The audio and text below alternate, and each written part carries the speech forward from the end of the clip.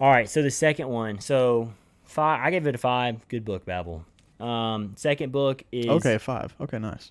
In the Shadow of Lightning Okay. by Brian McClellan, which I've been meaning to read. Brian McClellan, Mm-hmm. and this is a new series that he just came out with last year. So this is the first book, In the Shadow of Lightning. And this is But it's got 4,700 ratings. It's got a 4.43 overall, which is a really solid rating. I think I gave it a 5, but if I went back, I might give it a 4. I gave it a 5 like right after I finished it. I finished it pretty quickly. And dude, taking notes on it too, like really just. I might do a spoiler version of this book later on. Let me know in the comments.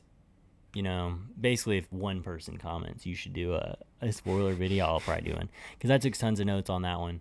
But anyway, I've heard a lot of really good things about Brian McClellan, which I know this book, Promise of Blood, the Powder Mage trilogy is supposed to be really, really good. It looks super cool. So Jesse and I are going to probably read this one. He doesn't know that, but I do now. dude, just look at it. It's like magic combined with like that type of era. This does look really good. Dude, just the covers alone look so sick, and it's supposed to be really good. Oh, and Brandon Sanderson said just plain awesome. I mean, I'm in. Oh, yeah. Dude, Brandon Sanderson gave this book, on the front, it said, great, excellent world building, and truly epic narrative combined into McClellan's finest work to date. I mean, the front, this Looks quote sick. on the front is, "The age of kings is dead, and I have killed it." Hard. That's kind of a Sanderson-esque quote. They're really not that big. The no, they're break. not. I Dude, like we this could word rip break in that here. one. Yeah, I'm gonna tear this thing up. I'm gonna tear Yeah, that thing right up. I like it. So anyway, this is his newest series. Oof, yeah. Oof, almost shut off our audio. So it's going to be called Of the Glass Immortals. So just to kind of give some context here, I'll read the little flap. Read that flap for us. Read that Daddy. flap. Flip flap. All right, so Demir Grappos, that's the main character. He's there's 4 POV characters. He's one of the main ones.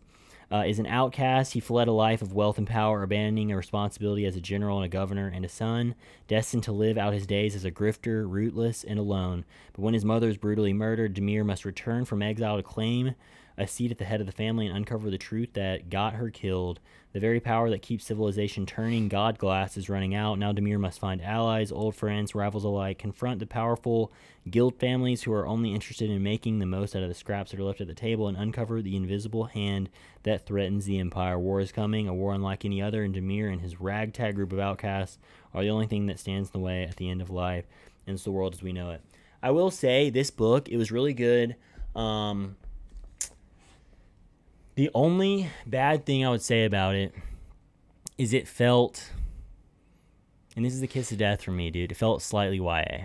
It's not YA, but it wasn't, I was waiting for that moment for it to like kind of, I like dark, I like a lot of morally gray stuff.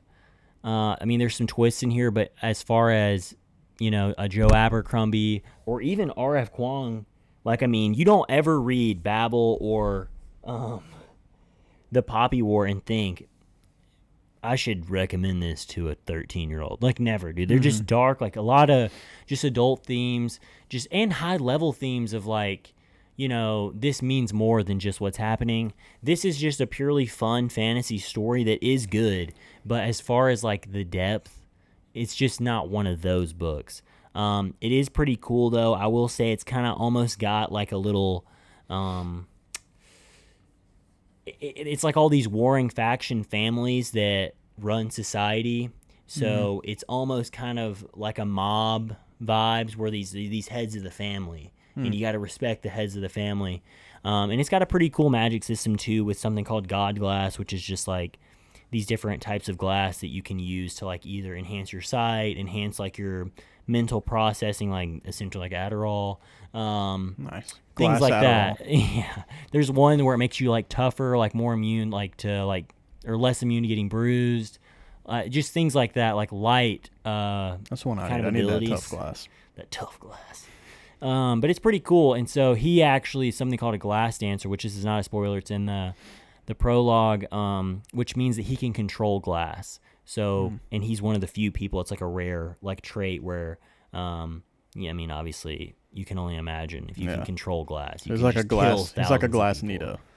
Yeah, exactly. I like it. So cool book. The main character is pretty cool. There's some cool characters.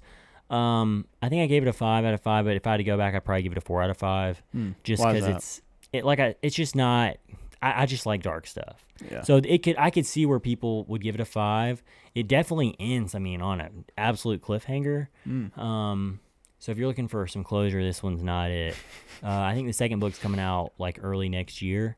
But anyway, I was happy to kind of read a new author that I haven't read yet. Yeah, that's always nice. And I liked his writing style. His writing style flowed pretty easily. It did feel like slightly kiddish at some points, but I mean, I liked his characters. It was a solid book. I thought it was just a solid book. Like, it's nothing that is hitting the top 10 list. I mean, it has potential, I guess, depending on what the next books do. But anyway, that is what In the Shadow of Lightning. Which we're in the shadow of lightning right now. It's like daylight outside and raining and thundering. I don't know really what's understand what's happening occurring outside.